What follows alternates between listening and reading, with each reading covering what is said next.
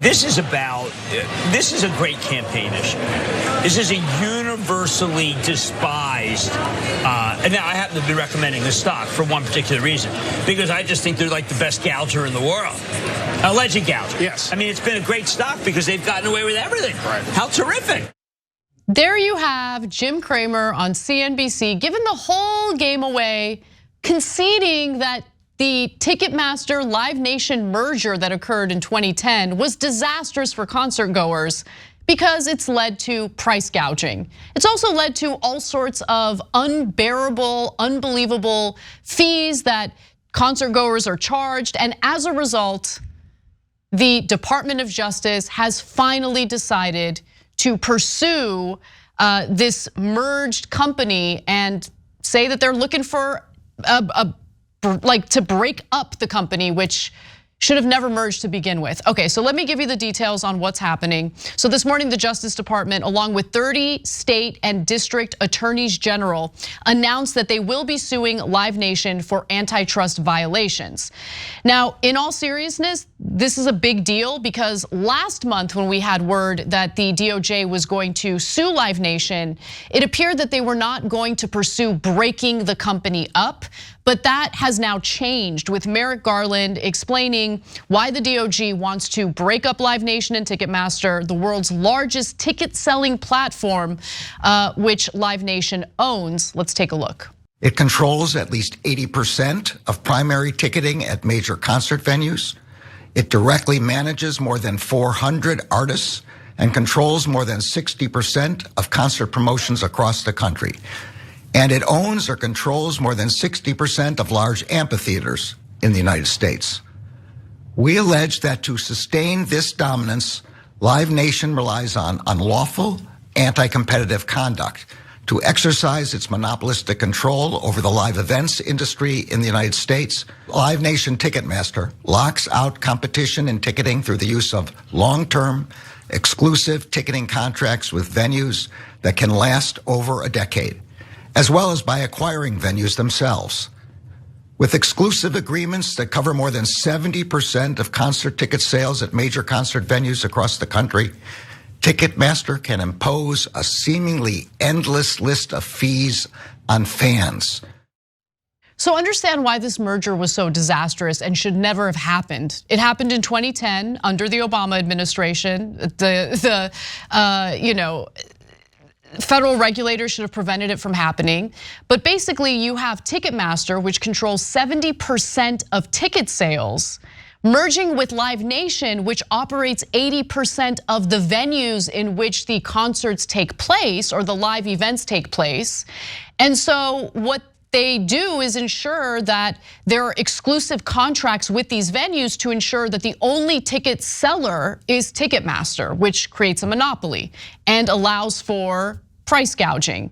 It also allows for certain fees, including ticketing fees, service fees, convenience fees, platinum fees, which sound fun, but they're not, pre-order fees, handling fees, payment processing fees, and others.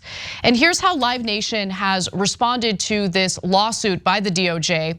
Calling Ticketmaster a monopoly may be a PR win for the DOJ in the short term, but it will lose in court because it ignores the basic economics of live entertainment. And then they start whining about how their profit margins aren't high enough. Live Nation's net profit margin last fiscal year was 1.4%, nowhere near other DOJ targets in the tech sector, the company said in a statement, noting Apple and Google, both subjects of the Justice Department's antitrust lawsuits, have margins north of 24%. But the numbers speak for themselves. The price gouging is absolutely happening. This is from a 2019 report. Let's go to graphic 4 here. In the past decade, and particularly over the past few years, ticket prices have soared, increasing by nearly 50% since 2009 to $92.42 on average for the top 100 tours worldwide, according to Pollstar. And when the merger happened back in 2010, there was a consent decree involved that would ensure that Live Nation wasn't withholding its tours to concert venues or wasn't withholding tours to its concert venues that did not use Ticketmaster.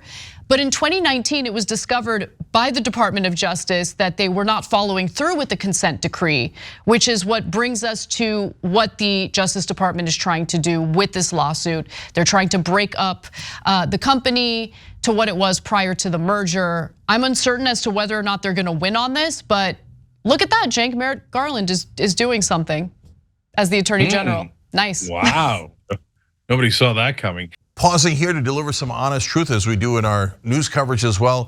TYT is facing challenges, guys, as the entire industry is. You know who could make the difference? You. If you hit the join button below, it's gonna make all the difference and keep us in business. We appreciate you, thank you. Okay, first, I want to go back to Jim Cramer for a second, and then I'm going to come back to Merrick Garland and see, is this suit worthy?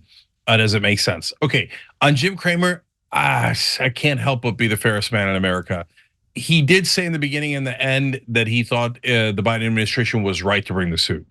But that's, I don't know if that makes it better or worse, because he then cravenly says, yeah, I mean, they're awesome at price gouging. That's why I keep buying their stock. Like, he loves that they're doing it. He has profited off of it, but says, yeah, okay, you should regulate them, right? So, welcome to America. So now, in terms of who's right and wrong about this, there's a hilarious misdirection that Live Nation is doing. I want to address the thing that Anna just referred to. They're like, oh my God, our profit margin is only 1.4%. And to me, I thought, well, that is kind of interesting. Well, if the entire industry is 1.4% or they are, that might be relevant as to whether they're really using monopoly power to charge excess fees, right? Because that seems like such a small number, especially given corporate greed throughout, that's been run amok. Well, no, it turns out that when you just look at their concert and venue margins, it's 1.7%. But if you add in the fact that they also do ticketing, that's where they have 37.7% margins. And when you add in sponsorship and advertising, that's where they have 61.6% margins. Okay, I got news for you. 38% margin and 61% margin are awesome, awesome margins. And so, look, I don't begrudge them that they put together this flywheel where they have got all the customers going through them in 60% of the cases and almost all of the major concerts. I get it. They swallowed up their competition. They got monopoly power. They're charging as much as they possibly can. But it's the job of the government to protect us from monopoly power. And by the way, if you're a capitalist, you should agree with that more than anyone else. That's what Adam Smith talked about, how the government must regulate. Otherwise, monopolies will take over and kill the free market. And so I think that going after the social media companies on monopolies is sometimes misdirected. I believe there's a ton of competition in that area. But in this case, when you control 60% of the markets, that is a perfect target for a monopoly breakup. And look, if they're having a tough time with profits, which as you clearly noted is complete and utter BS, would they have the millions of dollars necessary to lobby Congress to ensure that they can continue moving forward with their monopoly power? I want to give you some examples. So when the Department of Justice began investigating Live Nation in 2022, Live Nation got real active with their lobbying. Live Nation simultaneously ramped up its lobbying efforts, spending $2.4 million on federal lobbying in 2023 alone, up from the $1.1 million in 2022, according to filings available through the nonpartisan website Open Secrets. One of my favorite websites, by the way, if you want to follow the money and figure out what the real motivating factors are behind some of the decisions members of Congress make. In April, Live Nation co-hosted a lavish party in Washington ahead of the annual White House Correspondents Association dinner that featured a performance by the country singer Jelly Roll and cocktail napkins that displayed positive facts about Live Nation's impact on the economy, like the billions it says it pays to artists. So I'm gonna go ahead and guess that party took some resources. And millions of dollars in lobbying doesn't really message to me that Live Nation is struggling for cash. But here we are, DOJ's gonna pursue this suit. We'll see how it plays out. I'm glad that they're doing it. Yeah, it seems like Live Nation had its fifis hurt. Yeah, for sure. Thanks for watching the Young Turks, really appreciate it. Another way to show support is through YouTube memberships. You'll get to interact with us more. There's live chat emojis, badges. You've got emojis of me, Anna, John, JR, so those are super fun. But you also get playback of our exclusive member-only shows and specials right after they air. So all of that, all you gotta do is click that join button right underneath the video. Thank you.